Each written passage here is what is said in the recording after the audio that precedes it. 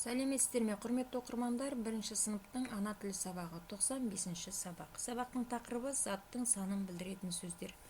Заттың санын білдіретін сөздерге қанша, нешінші деген сұрақтар қойылады.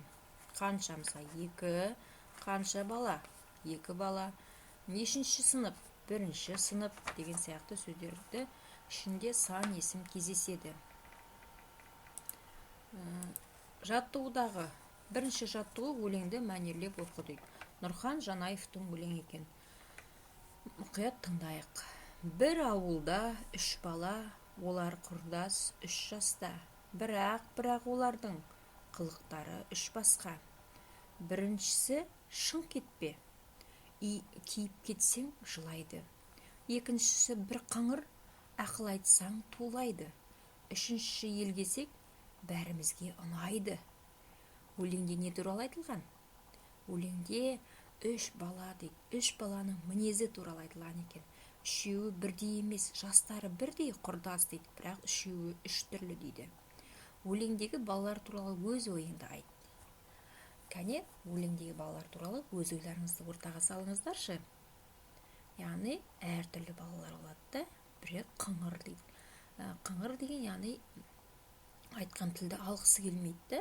Ақыл айтсаң тулайды, тыңдағысы келмейді дейді.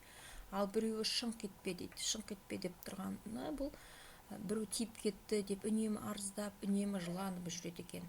Ал үшіншісі елгезек дейді. Яғни қалай айтсаң да сенің ақылыңды тыңдап, жаңағыдай жұмсаған жеріңе барып, тәртіпті үнемі өзін көрсетіп жүретін елгезек бала бар дейді. Яғни қайсысы әсіресе ұнайды дейді? Үшіншісі елгезек дейді. Бәрімізге ұнайды дейді.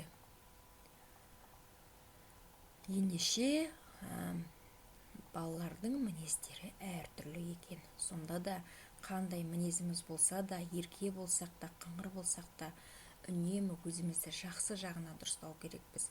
Сондықтан осы 3-ші бала сияқты елгезек екен, ақылды екен деген атқа ие болу керекпіз. Ақылды бала болып өсу керексіздер. Үнемі айтқан әжелеріміздің, ата-аналарымыздың ақылын есімізде сақтау керекпіз. Және оны өзіміздің өмірімізде қолданамыз. Өлеңді мәнерлеп оқимыз қайталап, және өз ойларыңды ашық жеткізуге тырысыңдар. Келесі жаттығуға кеттік. Екінші жаттығу мақалды көркем жаз дейді. Бірінші байлық, денсаулық. Нешінші сұрағына жауап беретін сөзді тап дейді. Бұл жерде нешінші? Бірінші байлық, денсаулық. Яғни адамның дені сау болу керек. Денің сау болса ғана сен бай адамсың. Яғни дүниедегі көп деген нәрсең болуы мүмкін, бірақ сенің денсаулығың нашар болуы мүмкін. Сондықтан денсаулыққа жететін ештеңе жоқ. Денсаулығымызды күту керекпіз. Дұрыс тамақтанып, спортпен шұғылданып, денемізді шынықтыруға тырысу керекпіз. Келесі жаттығу. 3-ші жаттығуда бізде көп нүктенің орнына суреттерді қойып, сұрақтарға жауап бер дейді. Мағжанда қанша асық бар? Мағжанда 3 асық бар екен. Тауықтың неше аяғы бар? Тауықтың 2 аяғы бар екен. Торда неше құс отыр? Торда 1 құс отыр. Яғни біздер қанша, неше деген сұрақтарға жауап бердік. Келесі, тауықтың неше аяғы бар дегенде бұл жерде 2 аяғы бар дедік.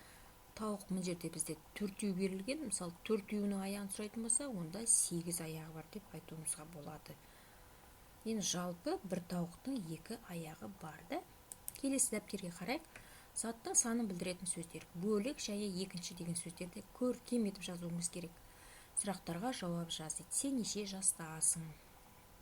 Мен 7 жастамын. Яғни сіздердің қазір жастарың шамамен 7 жаста болу керек.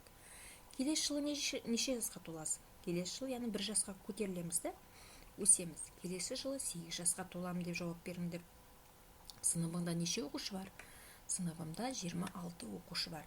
Яғни әркімде әртүрлі болуы мүмкін. Сыныпта 20 оқушы болуы мүмкін, 25 оқушы болуы мүмкін. Ендеше сұраққа дәл жауап беруге тырысыңдар. Құрметті оқырмандар, біздің каналымызда тапсырмаларды бірге орындау сіздерге ұнаған болса, каналға тіркеліп өз көмектеріңізді беріңіздер. Келесі сабақта кездескенше сау болыңыздар.